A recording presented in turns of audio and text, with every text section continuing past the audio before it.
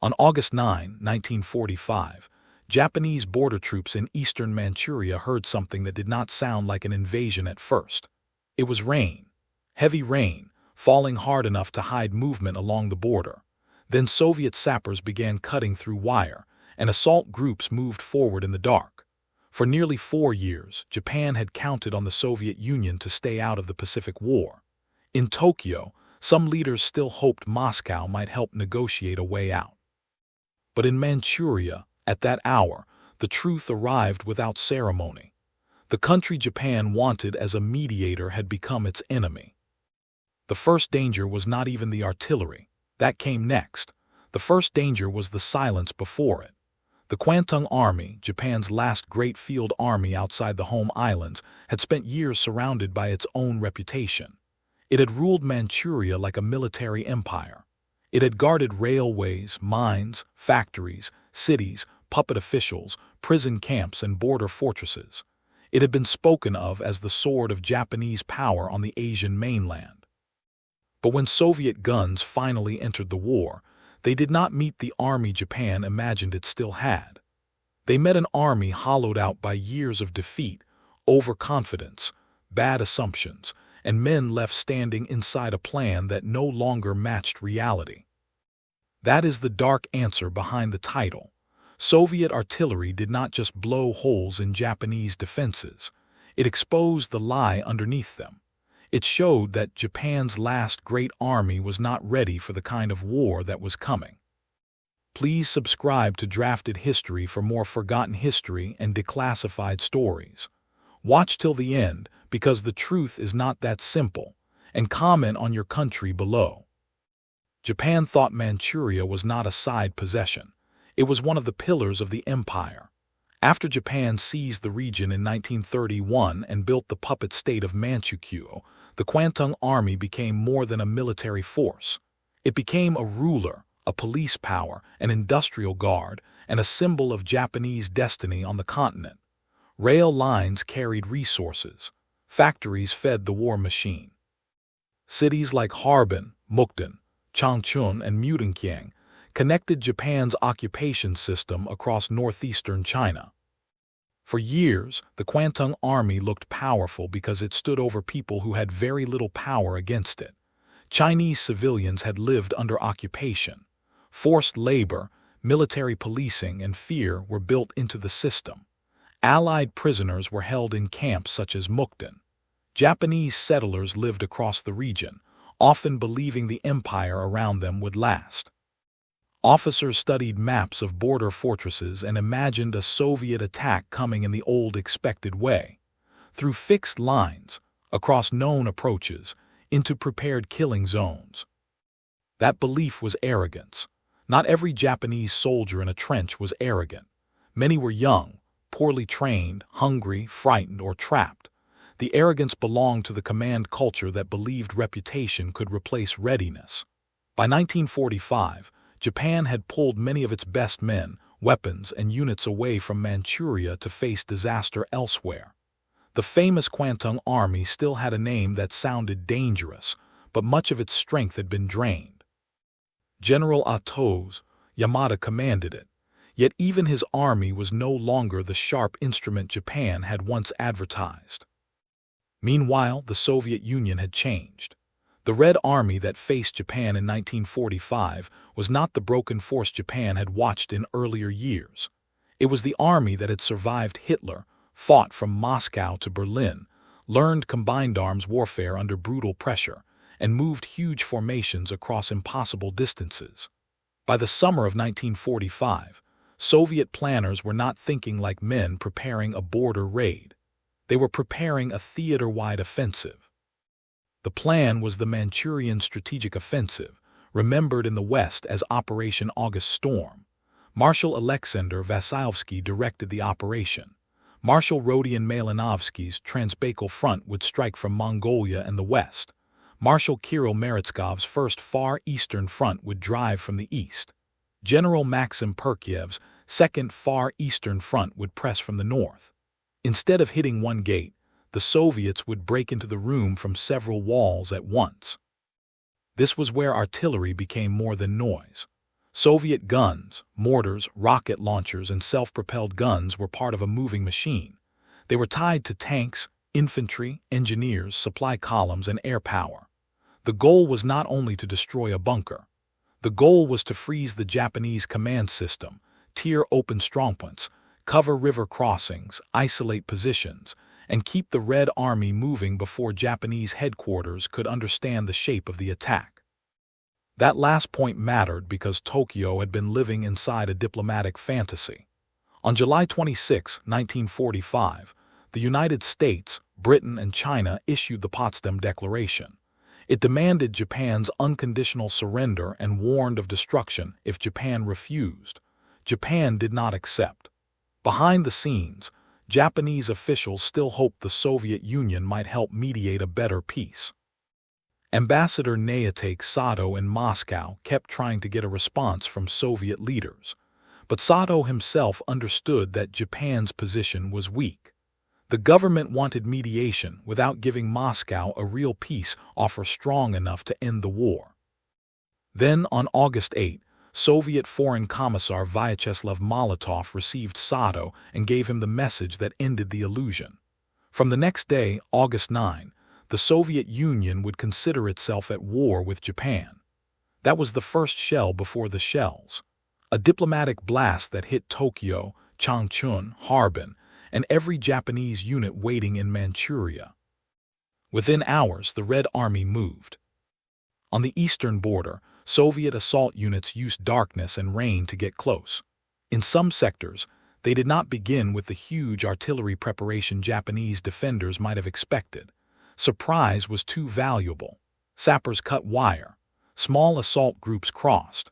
Forward Japanese positions heard little more than weather until the attack was already on top of them.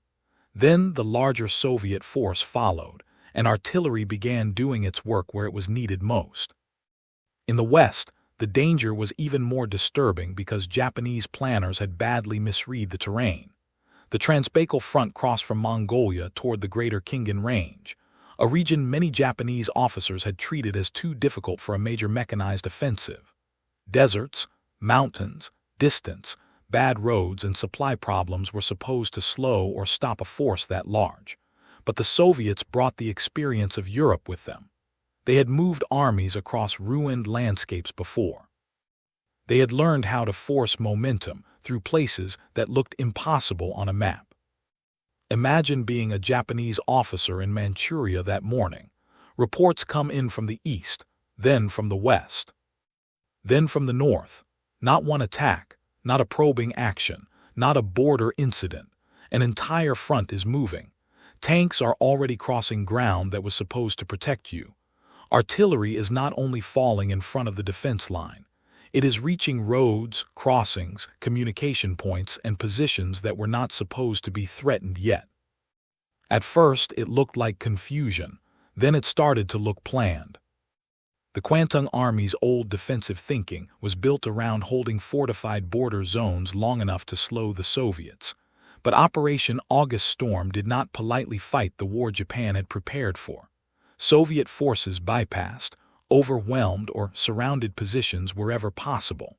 When a fortified area had to be reduced, artillery and engineers came forward. When a roadblock held, tanks and infantry pressed around it.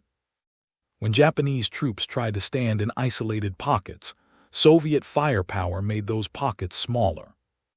For the Japanese soldiers inside those positions, the experience must have felt unreal. Many had been told that the Kwantung Army was elite. Many had been raised on the shame of surrender and the duty to hold. But a man inside a trench does not fight with slogans. He fights with ammunition, communication, food, weapons that work, officers who know what is happening, and a line that can still be held. In August 1945, those things started disappearing fast. The Soviet artillery advantage was not only about numbers, it was about timing. Japanese defenses often depended on fixed strongpoints and local courage. Soviet artillery worked as part of a larger rhythm. Shelling would pin defenders. Engineers would clear obstacles. Tanks would push through gaps. Infantry would follow close enough to prevent defenders from reorganizing. Rocket fire could crush an area quickly. then the advance would move before Japanese commanders had a clear picture. The result was psychological as much as physical. The Japanese were not just being hit, they were being made late to every decision. That is what Soviet artillery did to Japan's last army. It robbed it of time. And time was the one thing the Kwantung Army desperately needed. By August 10 and 11, the scale of the disaster was becoming clear. The Red Army was not slowing down in the way Japanese plans required. From the west, Soviet armored forces were pouring through spaces Japan had trusted as natural protection. From the east, the First Far Eastern Front was pushing toward key rail lines and cities. From the north, pressure mounted across rivers and frontier sectors. The old map of Manchuria was still on Japanese desks, but the battlefield had already moved beyond it. This is where the debate begins. Some people look at Japan's surrender and say the atomic bombs decided everything. Others argue the Soviet invasion was the final blow because it destroyed Japan's hope for mediation and threatened the empire's last major continental base. The honest answer is not simple. Hiroshima had been bombed on August 6. Nagasaki was hit on August 9. On that same day, the Soviet Union entered the war and attacked Manchuria. Japan's leaders faced not one shock, but several shocks crashing into each other. But if the question is what Soviet artillery did to Japan's last army, the answer is clearer. It helped prove that the army Japan still counted as a bargaining chip could not protect the empire anymore. That mattered in Tokyo because armies are not only tools of war, they are also tools of negotiation. As long as Japan still had the Kwantung Army in Manchuria, some leaders could imagine that the empire still held something large enough to matter. They could imagine a negotiated peace, or at least a better position before surrender. But when Soviet guns began breaking that army apart, the illusion changed. Manchuria was not a shield. It was becoming a trap. The fiercest proof came around Mutanchiang, now Mudanjiang, a major rail hub in eastern Manchuria. From August 12 to 16, Soviet forces fought some of their hardest battles of the campaign there. The city mattered because railways mattered.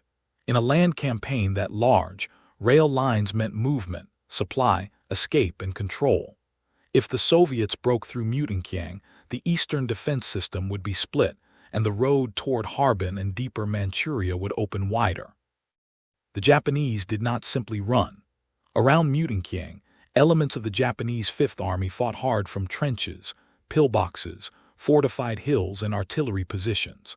The Soviet Fifth Army under General Nikolai Krylov and the First Red Banner Army under General Afanasy Balaburatov were involved in the drive, under Merezhkov's First Far Eastern Front.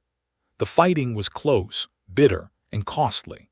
This was not a cartoon picture of one side firing and the other side vanishing. Japanese resistance could still be disciplined, dangerous, and stubborn. That is why Mutanchiang matters. It shows the real answer better than any simple slogan. Soviet artillery did not win because Japanese soldiers were incapable of fighting. It won because Soviet firepower was tied to a system that kept creating pressure faster than Japan could repair damage. A Japanese hill position could hold for a time. A trench line could slow the advance. A gun crew could still fire. But every local stand faced the same terrible problem. The wider battle was moving around it. If you were inside one of those Japanese positions, the sound would not tell you the whole truth. You might hear shells landing. You might hear tanks somewhere beyond the trees. You might hear orders being shouted by men who only knew part of the situation. But the worst thing would be what you did not hear. No clear rescue. No stable front. No confidence that the next position behind you still existed.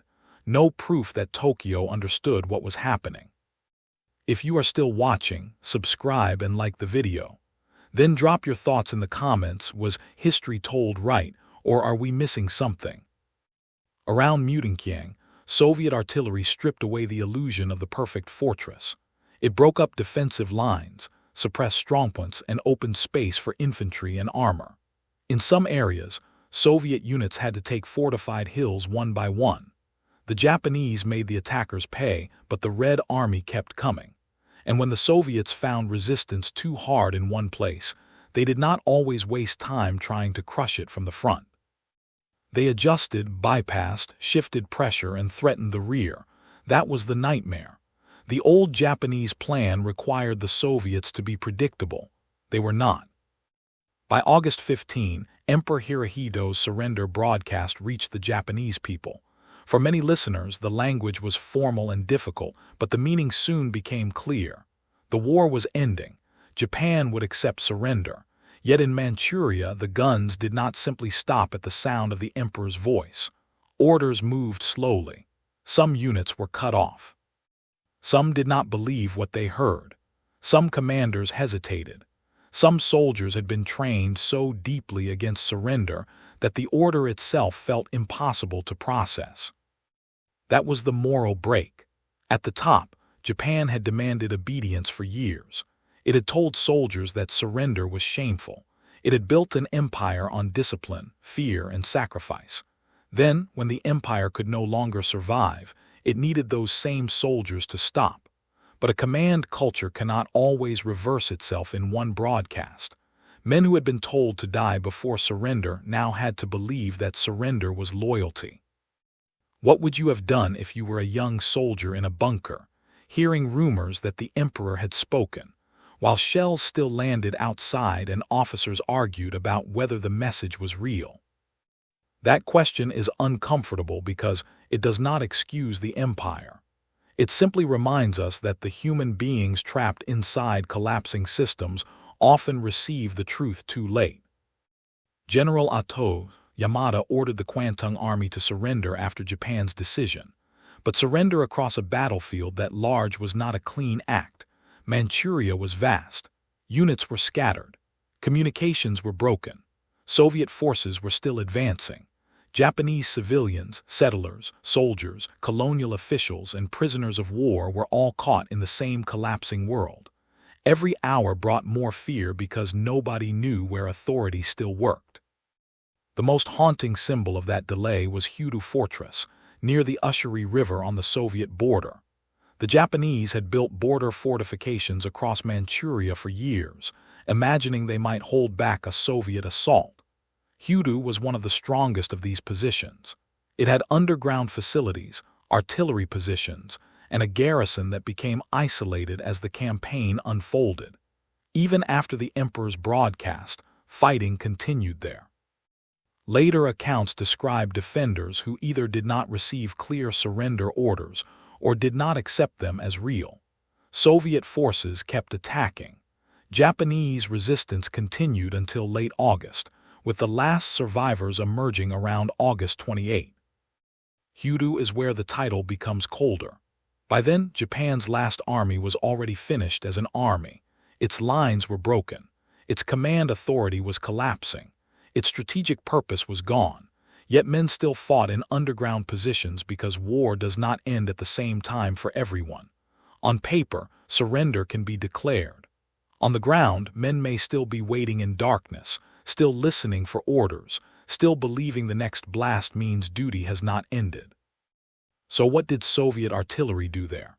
It did what artillery often does in a fortress war. It turned protected spaces into temporary spaces. It made concrete and earth feel unreliable. It forced defenders deeper, cut them off from movement, and made the outside world unreachable. But the deeper damage was psychological. Once artillery begins to dominate a fixed position, the defender starts losing choices. You can wait. You can fire back. You can hope the attack moves away.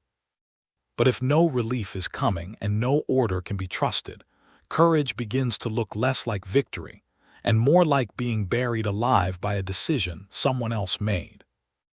And still, the Soviet victory was not clean in moral terms. The Red Army had destroyed Nazi Germany and paid a terrible price in Europe. In Manchuria, it also defeated a Japanese imperial army that had helped enforce a brutal occupation. But after the campaign, many Japanese prisoners were sent into Soviet labor camps. Many remained away from home for years. Japanese civilians and Chinese civilians also suffered during the Soviet occupation. The collapse of one empire did not mean innocent people were suddenly safe. That is why this event still causes argument.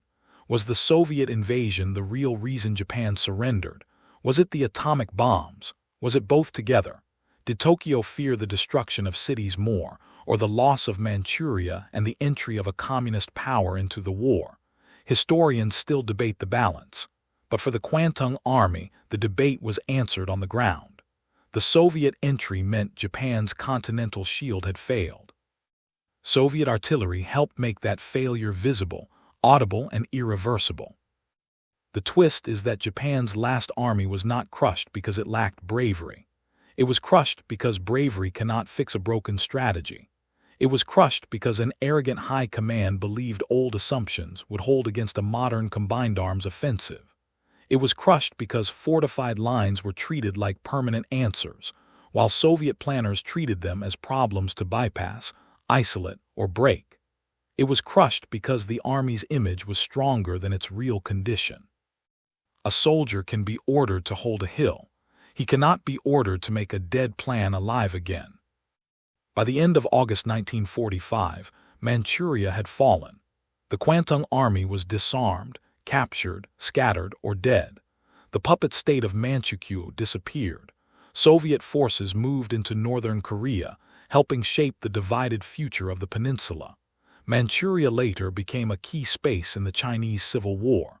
The final campaign of World War II in Asia did not stay in 1945.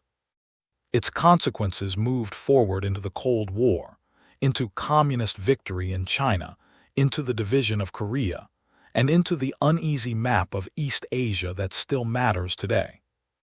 That is the modern warning. Armies can look powerful from the outside while rotting from the inside. Leaders can mistake silence for stability. They can mistake old victories for future safety. They can believe terrain, reputation, ideology, or fear will protect them from an enemy who has already learned a new way to fight. Then, when the test comes, the collapse feels sudden only to the people who ignored the signs. Soviet artillery did not act alone. It was part of a larger Soviet system of speed, surprise, armor, engineers, infantry, and command planning. But it did something decisive to Japan's last great army. It cracked open the fixed defenses.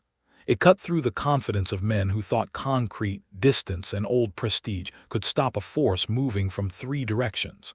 It turned proud border zones into isolated pockets. It made the Kwantung Army discover, too late, that the war it was prepared to fight was not the war that had arrived. And that is the final unease. Many of the men who suffered in those positions were not the leaders who built the empire. Some were recruits, reservists, and civilians trapped in the final machinery of a war already lost. But they were inside a military system that had brought suffering to millions across Asia, and when that system finally broke, it did not break gently. It broke in darkness, in rain, under artillery fire, through cut wires, failed orders, and men waiting for instructions from an empire that was already disappearing. Thanks for watching till the end.